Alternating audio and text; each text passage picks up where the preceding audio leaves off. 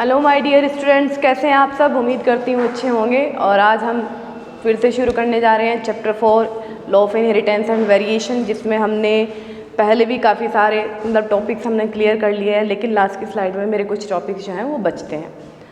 तो बच्चों, हमने पहले क्या क्या करा था, थोड़ा सा मेंडल के बारे में हमने जान लिया था, ठीक है।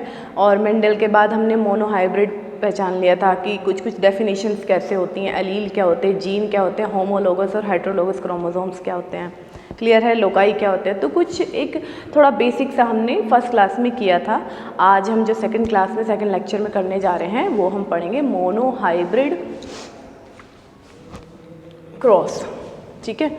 चलो एक बार मैं तुमको पेजेस जो हैं हमारे पहले जो थे उनको रिवाइज़ करवा देती हूँ कि हमने पहले क्या क्या पढ़ा था। एनसीईआरटी में हमने ये पढ़ा था कि हमने जो है मेंडल ने जो है 7 कैरेक्टर लिए थे। हाइट के 2 अलील होते हैं। अगर एक कैरेक्टर हैं तो उसके 2 अलील होंगे, एक टॉल होगी और दूसरा ड्वार्फ होता है, कि एक जीन के 2 अलील होते हैं, क्लियर है।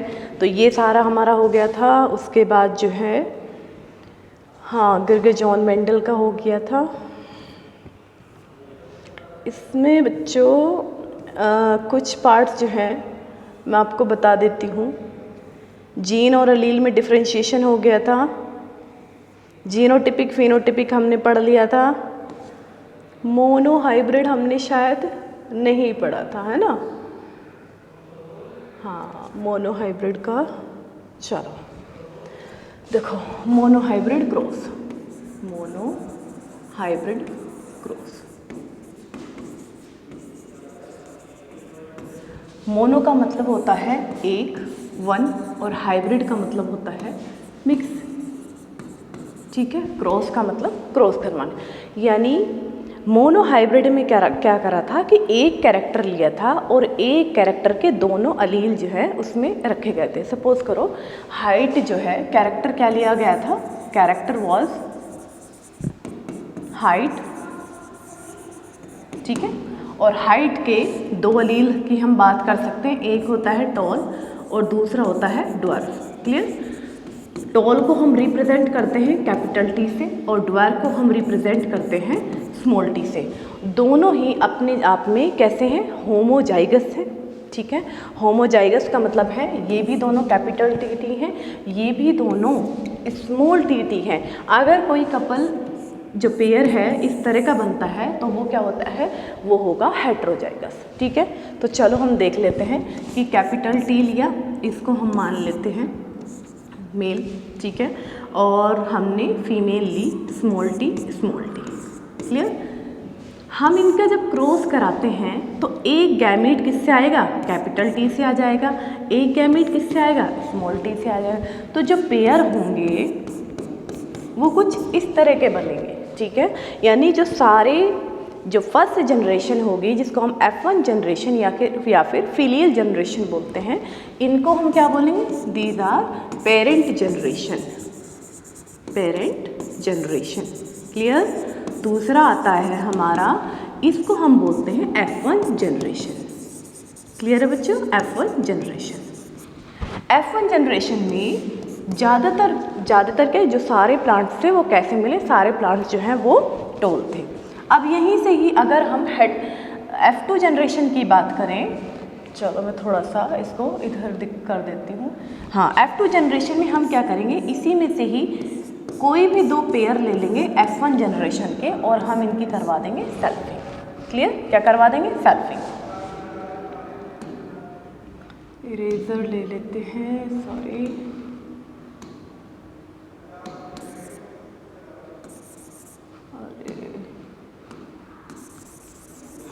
ठीक है। इरेजर हमने ले ली, ठीक है, ये हो गया। तो जब हम सेल्फिंग कराते हैं कैपिटल टी और स्मॉल टी की, तो अब हमें क्या देखने हैं, F1 जनरेशन में जो सारे प्लांट थे वो टॉल आते हैं, यानी जो टॉल है वो डोमिनेंट जीन है, ठीक है। और जो स्मॉल टी है वो एक रिसेसिव जीन है। लेकिन यहाँ पे जो पेयर बना है वो होमोजाइगस नहीं है, वो हेटेरोजाइगस है।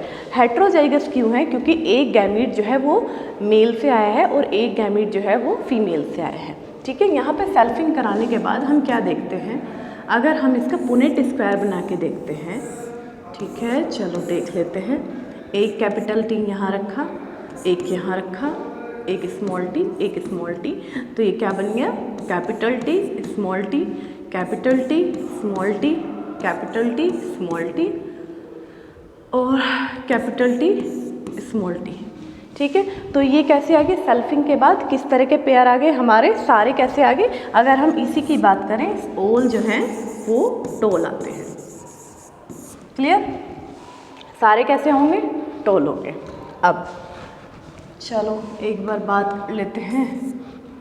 अरे आज क्या हो गया है?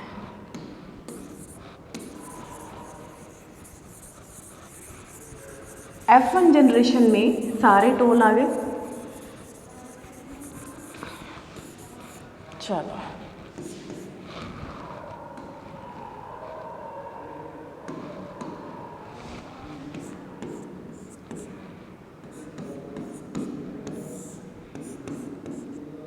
ठीक है,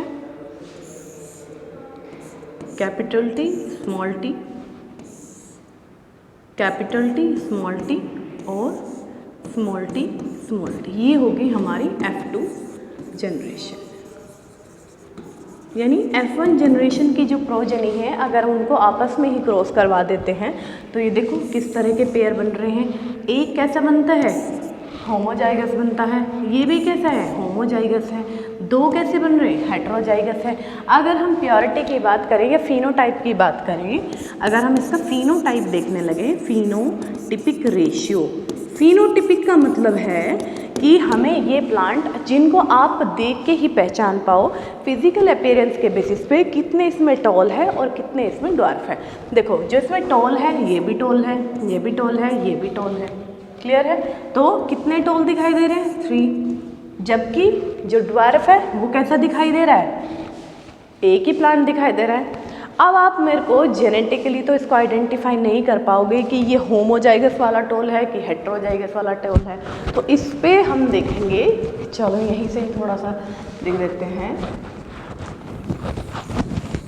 अगर इसका जीनोटाइप देखना हो, जीनोटिपिक रेशियो, ठीक है, जीनोटिपिक रेशियो में हमको क्या करना है? जीनोटिपिक में जो प्योर ट्रू है, जो प्योर टॉल है वो 1 है, जो हाइब्रिड है वो 2 हैं, और जो प्योर रिसेसिव है, ये जो ड्वार्फ है, सॉरी, ये 1 है।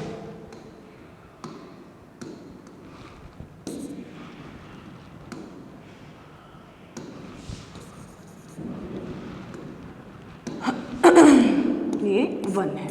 ठीक है, तो फिनोटिपिक रेशियो जो है वो 3:1 होगा, जो जेनेटिपिक रेशियो होगा 1:2:1 होगा। तो मोनो हाइब्रिड का कुछ इस तरह का क्रॉस हो जाएगा। अब अगर हम बात करें नेक्स्ट, अब हम बात करते हैं डाई हाइब्रिड की। ठीक है, डाई हाइब्रिड क्रॉस। जैसे मेंडल ने मोनो हाइब्रिड का क्रॉस करवा के देखा और उसका फिनोटिपिक रेशियो देखा कि भाई जो फर्स्ट जनरेशन थी उसमें सारे जो हैं वो डोमिनेंट जीन प्रेजेंट होते हैं। लेकिन अगर हम बात करें, अगर हम 2 कैरेक्टर लें तो क्या 2 कैरेक्टर में भी सेम चीज़ें होती हैं? F1 जनरेशन में क्या सारे ही टॉल होंगे या सारे ही जो डोमिनेंट कैरेक्टर होंगे वो होंगे, और जो F2 जनरेशन होगी उसमें कहीं ना कहीं जो है एक रिसेसिव होगा। ठीक है, तो डाई हाइब्रिड के बारे में थोड़ा सा मैं आपको, अभी टाइम का थोड़ा शॉर्टेज है, इसको मैं बना के नहीं दिखाऊंगी क्योंकि इसमें बहुत टाइम लगता है, तो मैं आपको डायरेक्ट जो है इसके डायग्राम दिखाऊंगी। इसमें जो जीन लिए हैं, जो कैरेक्टर हैं, वो येलो और राउंड लिया है जो कि डोमिनेंट है। दूसरा हमने लिया है ग्रीन और रिंकल्ड। ठीक है, 2 कैरेक्टर हमने ले लिए हैं, एक शेप ले लिया है और दूसरा कलर लिया है। क्लियर? देखो यहाँ पर रिटर्न जो येलो को है, येलो राउंड जो है वो कितना है? वो पैरेंट्रल है। ये दोनों क्या होंगे? पैरेंट्रल होंगे। ठीक है, और अब देखो यहाँ से क्या होता है, पेरेंट्रल से एक वाई इसमें से आ रहा है और एक आर इससे आता है, तो ये हमारा गैमेट बन गया वाई आर। ऐसे ही सेम इसमें आता है, एक वाई जो है इससे पेयर से आता है और एक आर जो है इसमें से आता है। हमें पता है कि जैसे 46 क्रोमोसोम होते हैं तो एक एक पेयर जो है मेल फीमेल से आता है। ऐसे ही इसमें से ही अगर दो अलील है तो उसमें से एक कोई जो है गैमिट जो है वो पास होगा। क्लियर है? तो ये आ गया। तो अब यहाँ पे जो F1 जनरेशन बनी वो कैसे बन रही है? वो बन रही है कुछ इस तरह से। ठीक है, दोनों अब हम दोनों क्या करेंगे, F1 जनरेशन में दोनों के आपस में सेल्फिंग करवाएंगे। सेल्फिंग करने के बाद जो F2 जनरेशन है वो देखो उसका जो रेशियो है कुछ, अगर बच्चों कभी आपको रेशियो में थोड़ा कन्फ्यूज़न है या किस तरह से नहीं आ पा रहा है तो आपको फिनोटिपिक रेशियो डाई हाइब्रिड का कैसे निकालना है। सपोज करो मोनो हाइब्रिड का तो हमें पता है 3:1 होता है। क्लियर है? तो हम क्या करेंगे, हमें स्क्वायर कर देना है, तो हम क्या कर देंगे, स्क्वायर कर देंगे, तो ये हमारा 9:3:3:1 आ जाएगा। ठीक है बच्चों, चलो कैलकुलेशन करके देख लेते हैं एक बार। ठीक है, 1 3 3 और 9। तो अगर कभी आप भूल जाएं या आपको कहीं कन्फ्यूज़न है तो सिंपल जो है 3:1 का आप स्क्वायर कर देना। ये मोनो हाइब्रिड का है और ये डाई हाइब्रिड का है, और ऐसे ही ट्राई हाइब्रिड का होगा। क्लियर है? अगर हम इसके जीनोटिपिक रेशियो की बात करें, मोनो हाइब्रिड का जीनोटिपिक 1:2:1 था और इसका स्क्वायर कर दे तो देखो कैसे स्क्वायर निकालना है, 1:2:1। ठीक है, 1:2:1। तो क्या आ जाएगा देखो 1, इसको मैं इरेज कर देती हूँ एक बार यहाँ से।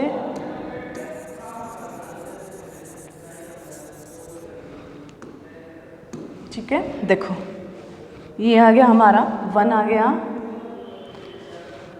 1 आ गया और 2 आ गया, रेशियो 1 आ गया, रेशियो 2 1 2 1। ठीक है, और 1 4 और 1 4 2 और 1:2:1। चलो मैं इसको थोड़ा सा साफ साफ यहाँ पे लिख देती हूँ। 1:2:1 रेशियो 2:4:1 रेशियो 1:2:1। ठीक है, इसको मैं इरेज ही कर देती हूँ यहाँ से, गड़बड़ा गया है मामला ये। क्लियर? तो अगर आपको बाई चांस याद नहीं आ पा रहा है डाई हाइब्रिड का कैसे निकालना है, सिंपल मोनो हाइब्रिड का रखो, उसका स्क्वायर कर दो तो आपका मोनो हाइब्रिड और डाई हाइब्रिड का रेशियो निकल के आ जाएगा। ठीक है, तो यहाँ पे भी सेम होगा कि कुछ ना, इसमें क्या होगा, जो रेशियो है वो बिल्कुल सेम निकल के आता है, लेकिन इसके अलावा बहुत सारे ऐसे डेविएशन हो गए थे जो मेंडल रूल को फॉलो नहीं करते थे। लेकिन अब हम उससे पढ़ने से पहले सबसे पहले ये पढ़ेंगे कि मेंडल ने जो है कुछ लॉज दिए थे, वो एक्चुअल में लॉज क्या थे। एनसीईआरटी उठा के देख लेते हैं, एनसीईआरटी की बुक से मैं कुछ पेजेस लाई हूँ, वो हम देख लेंगे कि एनसीईआरटी में क्या लॉ एक्चुअल में दिए गए हैं।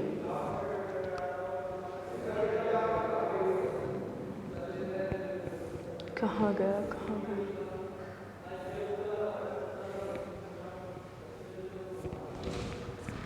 चलो मैं तुमको ऐसे ही बता देती हूँ, चलो इससे देख के बता देती हूँ। ठीक है, तो जो मेंडल के लॉ थे, सबसे पहले लॉ ऑफ डोमिनेंस था।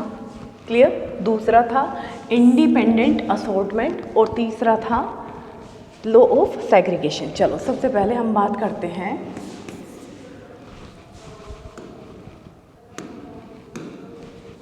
सबसे पहले जो लॉ था, लॉ ऑफ डोमिनेंस।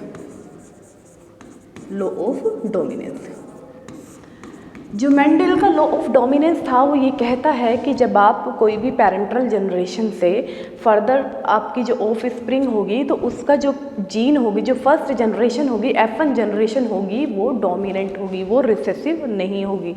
ठीक है, जैसे हमने पढ़ा था कि कैपिटल T है और स्मॉल t है। क्लियर? तो इसकी जो प्रोजेनी होगी वो क्या होगी, वो जो जीन होगा वो डोमिनेंट होगा। और डोमिनेंट कैसे होंगे, जो कि क्या होगा, मतलब एक जिसका अपना प्रभाव होगा, इफेक्ट होगा, बहुत पोटेंशियल होगा, वो एक डोमिनेंट जीन होगा। जो रेसेसिव है, बेचारा सा है, जो उसको दूसरों को वो साइड में आने ही नहीं देता है, तो ये लॉ ऑफ डोमिनेंस कहता है। तो मेंडल का लॉ ऑफ डोमिनेंस ये है, सिंपल सी भाषा में बात करें तो। दूसरा है law of independent assortment. Independent assortment लिखो। जो मेंडल का लॉ ऑफ इंडिपेंडेंट असॉर्टमेंट का मतलब होता है कि हर किसी अलील को अपनी एक आज़ादी होती है अपनी गैमेट को चूज़ करने की।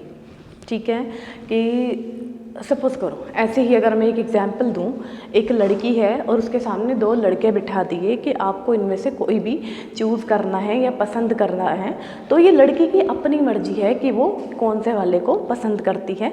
ठीक है, सपोज़ करो एग्जांपल देती हूँ मैं, जैसे अभी हमने RRYY, ठीक है, ये हमारा डाई हाइब्रिड क्रॉस का वो था। तो इसमें अगर हम R की बात करें तो R की जो है अपनी इंडिपेंडेंट विश होती है कि वो कैपिटल Y के साथ पेयर बनाए या स्मॉल y के साथ पेयर बनाए। इसी को हम बोलते हैं इंडिपेंडेंट असॉर्टमेंट। क्लियर है बच्चों, कि जो R है वो बिल्कुल फ्री है, आप उस पर किसी भी तरह का कोई दबाव या प्रेशर नहीं डाल सकते कि आप सिर्फ इसको इसी के साथ जाना है। क्लियर, इसकी अपनी मर्जी होती है, ये इसके साथ भी पेयर बना सकता है। ये है law of independent assortment, simple सी भाषा में। तीसरा है law of segregation. Law of segregation,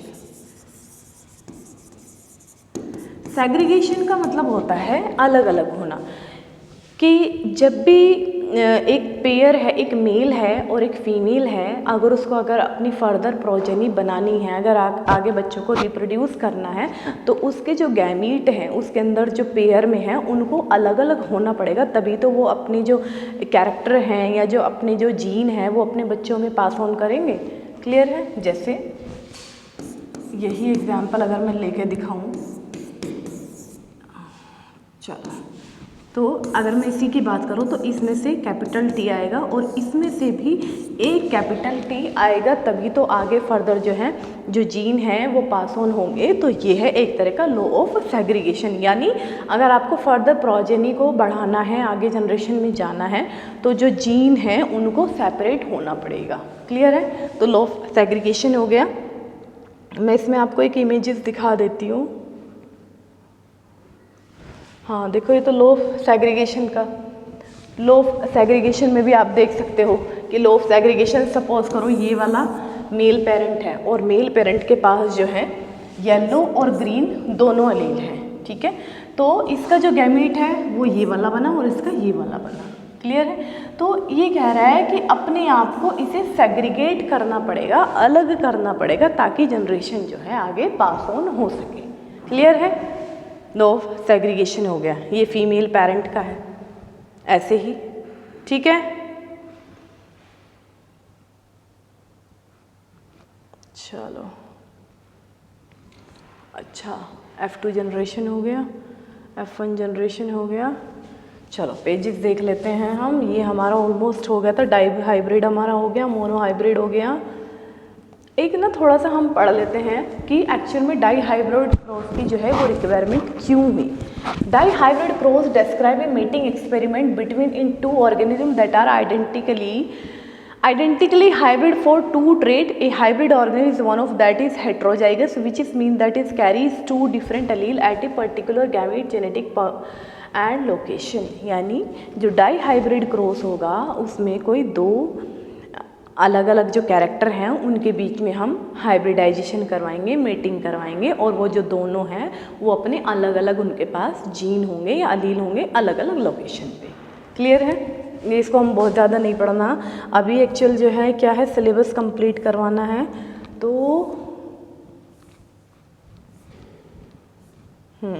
आज जो हमें पढ़ना है, आज हम शुरू करते हैं कहाँ से।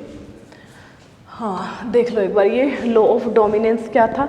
लॉ ऑफ डोमिनेशन में, लॉ ऑफ डोमिनेंस में स्किप हो गया, मैं थोड़ा सा बता देती हूँ कि लॉ ऑफ डोमिनेंस क्या कहता है कि जितने भी ये जो कैरेक्टर हैं, कैरेक्टर का मतलब जो जीन एक्सप्रेस हो रहे हैं बॉडी में, एक्सप्रेस में अगर कोई हाइट हमें चीज़ दिखाई दे रही है, स्किन का कलर दिखाई दे रहा है, हेयर कलर, आईज कलर, ये सारे क्या है, कैरेक्टर हैं, जीन की वजह से ये एक्सप्रेस हो रहे हैं।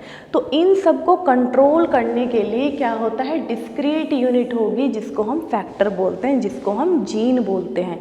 इन कैरेक्टर को जो कंट्रोल करेगा वो होता है जीन। ठीक है, सिंपल भाषा में। दूसरा, और ये जो फैक्टर होते हैं ये पेयर में होते हैं। फिर अभी आपने पढ़े ना फैक्टर जो जीन था, जैसे कैपिटल टी, स्मॉल टी या कैपिटल टी स्मॉल टी, ठीक है। तो ये हमेशा पेयर में होंगे। दूसरा, इसमें जो तीसरा पॉइंट क्या है, in a dissimilar pair of factor one member of the pair dominate और the other parent gene is recessive. यानी अगर इसमें से ये जो दो अलील हैं, इसमें से हमारा एक डोमिनेंट होगा और एक जो है रिसेसिव होगा, तो ये एक लॉ ऑफ डोमिनेंस है। क्लियर है? आगे बढ़ते हैं।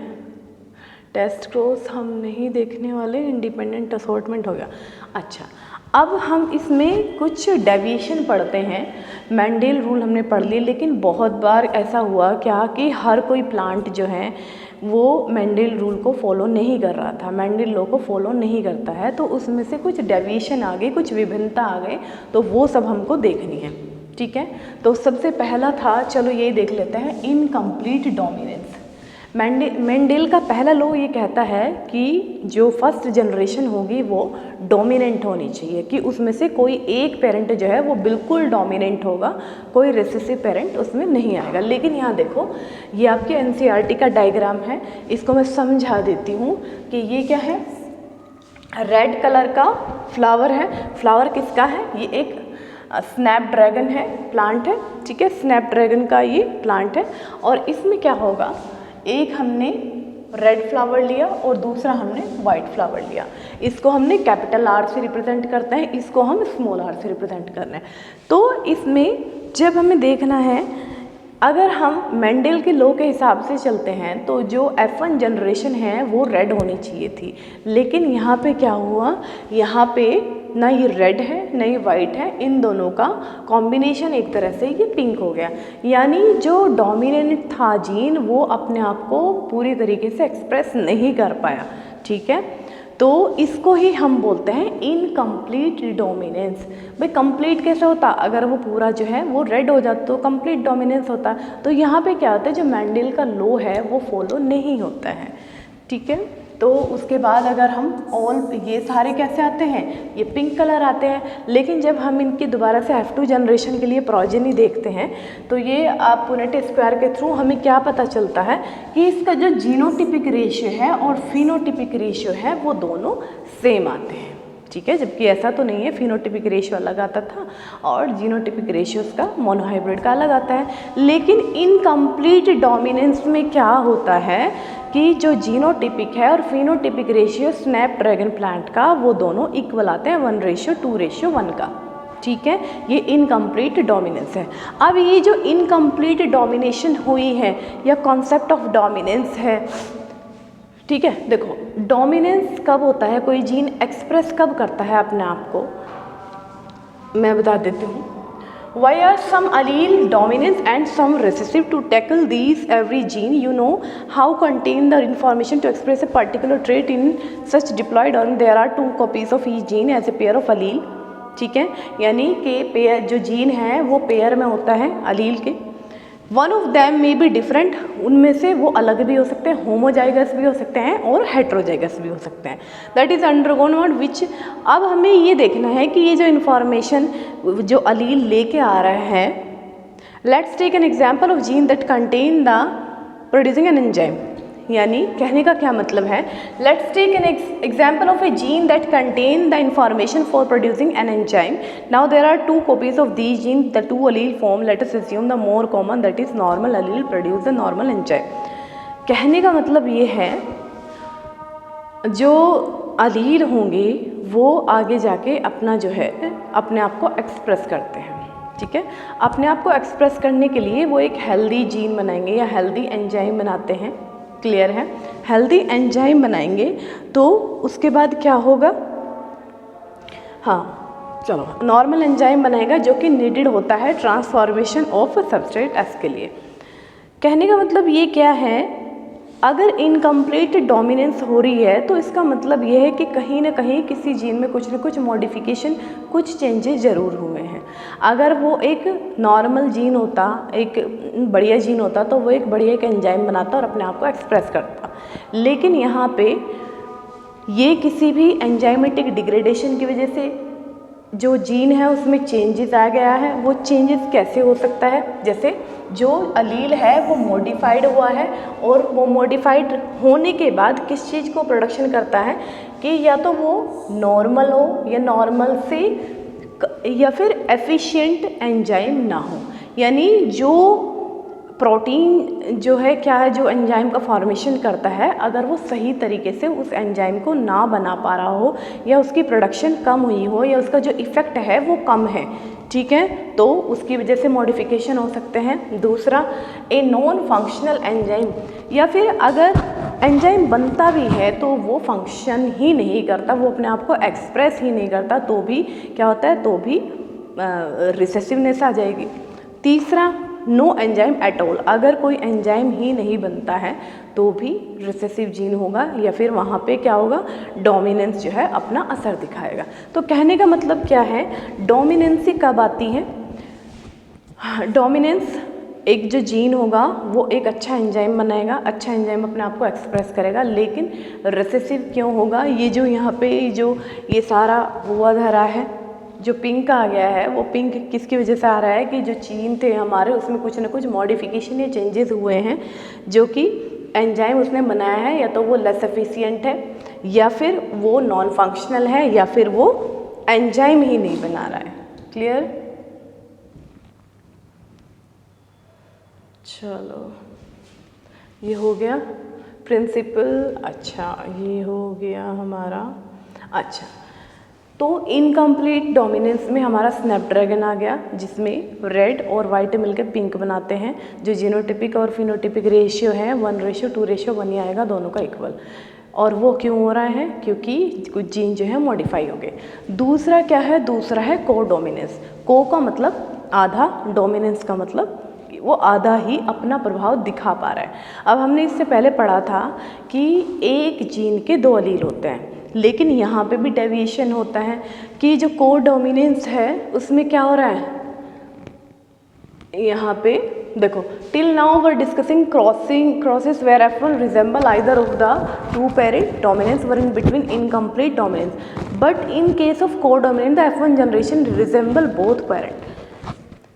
को इनकम्प्लीट डोमिनेंस में हमने दिखाया था ना तो पेरेंट के ही आते हैं, ना ही मेल से कैरेक्टर आ रहे हैं पूरे, ना ही फीमेल के आते हैं, वो इनकम्प्लीट डोमिनेंट। लेकिन को डोमिनेंट में क्या है कि जो डोमिनेंट है वो भी अपना प्रभाव दिखा रहा है, और जो रिसेसिव जीन है वो भी अपना बिल्कुल अच्छे से फैक्ट, मतलब दोनों का अपनी डोमिनेंसी जो है वो आ रहा है। इस चीज़ में कोई भी एक दूसरे से कम नहीं है। वो बोलेगा भाई मेरे को भी अपना प्रभाव दिखाना है, मुझे भी आना है, ठीक है, तो दोनों जो है वो साथ में आ रहे हैं, इसको हम बोलते हैं को डोमिनेंस। क्लियर? ये गुड एग्जाम्पल है।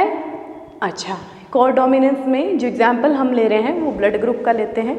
जो हमारी रेड ब्लड सेल्स होती हैं, जो रेड ब्लड सेल्स होती हैं, जिससे कि हम जो हमारा ब्लड ग्रुपिंग सिस्टम होता है, जिसको हम ABO ब्लड ग्रुप बोलते हैं। क्लियर? और ह्यूमन बीइंग में होता है ABO blood group are controlled by gene I. जो ह्यूमन जीन में जो ब्लड को कंट्रोल करने वाला जीन होता है उसको हम आई से रिप्रेजेंट करते हैं, ठीक है। तो यानी, और ये मल्टीपल एलिलिज्म का भी एक एग्जाम्पल है, को डोमिनेंस का भी एक बड़ी एग्जाम्पल है।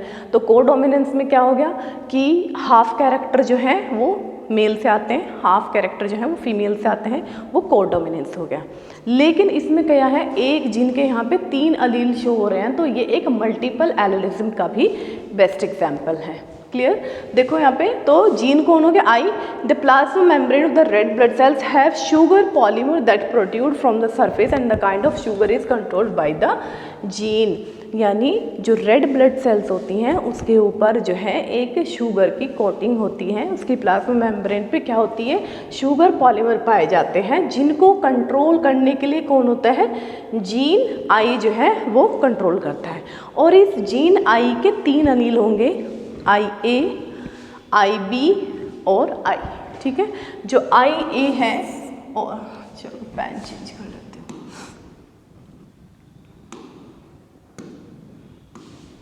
देखो, जो IA है और IB है ये दोनों डोमिनेंट जीन है, जबकि जो जीन I है वो एक रेसेसिव जीन होता है। क्लियर है? तो IA हो गया जी, इसका किसका, जीन I का, जो कि ब्लड ग्रुप को पूरा अच्छे से कंट्रोल करता है। और ये आई जो हो गया वो हो गया हमारा रेसेसिव जीन।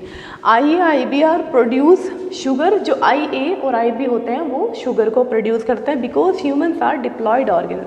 हमें पता है जाइगोट फॉर्मेशन के बाद जो ह्यूमंस का प्रोडक्शन होता है। Each person process of any of two either gene I allele, तो इसमें से हर किसी जो इंडिविजुअल ऑर्गेनिज्म होगा उसमें तीनों जो हैं वो अलील हो सकते हैं। IA IB are commonly dominant होंगे, किसके ऊपर डोमिनेंट होंगे? I के ऊपर। दूसरे शब्दों में हम बोल सकते हैं IA and I are present only IA। चलो मैं इसको बताती हूँ। सपोज करो किसी पेरेंट में जो अलील हैं वो IA है, क्लियर। दूसरे पेरेंट का जो जीन है वो IA है, तो इसके जो जीनोटाइप बनेंगे या इसके जो ऑफस्प्रिंग होंगे, इसके जो बच्चे होंगे, उनके चांसेस IA यानी उनका जो ब्लड ग्रुप होगा वो A होगा, क्लियर है। अगर मदर का भी अलील IA है और फादर का भी IA है तो उनका जो जीनोटाइप होगा वो IA और IA होगा दोनों का ही, ठीक है। और उसके जो बच्चे होंगे वो A ब्लड ग्रुप के होंगे, क्लियर। दूसरा, अगर मेल से, सपोज करो ये मेल है और ये फीमेल है, ठीक है। अगर एक पेरेंट का अलील IA है दूसरे का IB है, तो यहाँ पे देखो आप एग्जाम्पल देखो, ये कोडोमिनेंस का अपना एक इफेक्ट दिखा रहा है कि इसने IA को भी रिप्रेजेंट करा है, IB को भी रिप्रेजेंट करा है, तो जो ब्लड ग्रुप है वो A भी रिप्रेजेंट करेगा। IA मदर से आता है, IB जो है वो फादर से आता है, दोनों अपना इफेक्ट दिखाते हैं, दोनों में से कोई कम नहीं है, तो जो ब्लड ग्रुप होगा वो AB ब्लड ग्रुप होगा। तीसरा समझो, अगर IA है और उसके साथ एक रेसेसिव जीन I हो गया तो उसका जो ब्लड ग्रुप है वो भी A होगा। इसको बेटा मैं ना कभी थोड़ा टाइम मिलेगा तब अच्छे से बताऊंगी, फिलहाल तो मैं सोच रही हूँ किसी तरह से सिलेबस हो जाए, इसलिए इसको हम थोड़ा जल्दी जल्दी करते हैं। IB और IA है तो सेम जो है क्या होगा, AB होगा। अगर IB और I है तो B होगा। अगर IB और I है तो भी B ब्लड ग्रुप होगा। और अगर I है, ठीक है, अगर पेरेंट्स में भी, पेरेंट में मेल में भी I है और किसमें, फीमेल में भी I है, तो जो जीनोटाइप होंगे बच्चों में, जो जीनोटाइप होंगे I होगा और जो ब्लड ग्रुप होगा जो रिप्रेजेंट करेंगे हम वो O से रिप्रेजेंट करेंगे।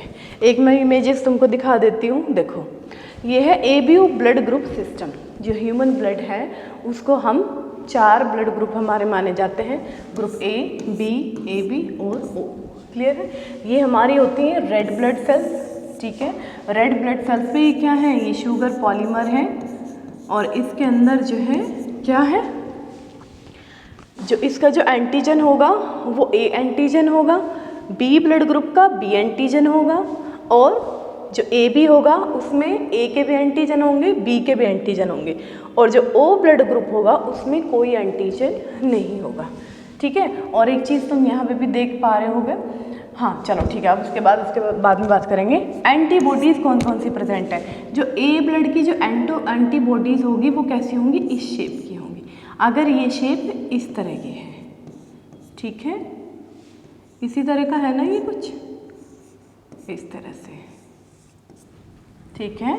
दूसरा, अगर किसी का B ब्लड ग्रुप है तो उसके एंटीबॉडी कैसे होंगे, इस तरह के होंगे, ठीक है। इसमें कोई भी एंटीबॉडीज नहीं होंगे और इसमें एंटी A और एंटी B दोनों पाए जाएंगे, क्लियर है। देख लो इसको एक बार।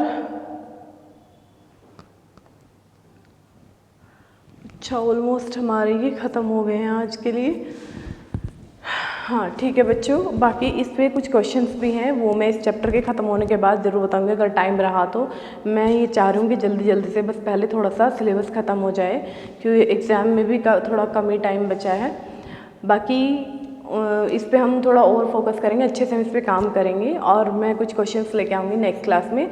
तो आज के लिए इस सेशन को एंड करते हैं और बच्चे अपना ध्यान रखो, हेल्दी रहो, वेल्दी रहो, खुश रहो और इन्जॉय करो लाइफ को। और आज के हैप्पी नोट के साथ यहीं पे सेशन को एंड करते हैं। Thank you.